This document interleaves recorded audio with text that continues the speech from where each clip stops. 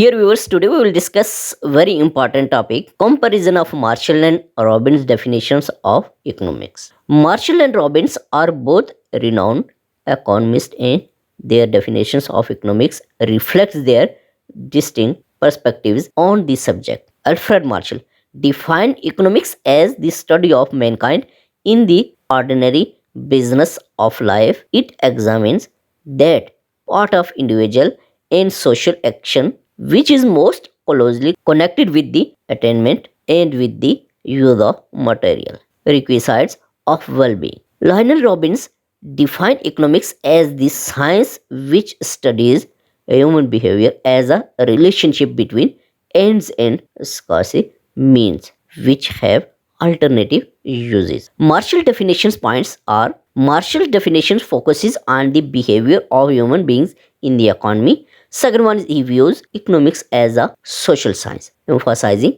its connection to the social world. Third is he emphasizes that economics studies the allocation of scarce resources to satisfy unlimited wants. For one is Marshall's definition highlights the central role of scarcity in economics. Robbins' definition points are Robbins' definition focuses on the relationship between human behavior and scarce resources. Second one is he views economics as a science that studies human behavior.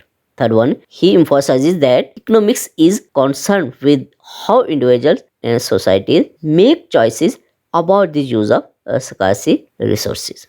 Fourth one is Robbins' definition highlights the role of choice in economics and the impact of scarcity on decision making. In conclusion, both Marshall and Robbins have given important definitions of economics that focus on different aspects of the subject. Marshall focuses on the behavior of human beings in relation to the satisfaction of their wants and the use of scarce resources, while Robbins focuses on the relationship between human behavior and scarce means that have alternative uses. Both definitions emphasize the central role of scarcity in economics and the importance of understanding human behavior in the economy.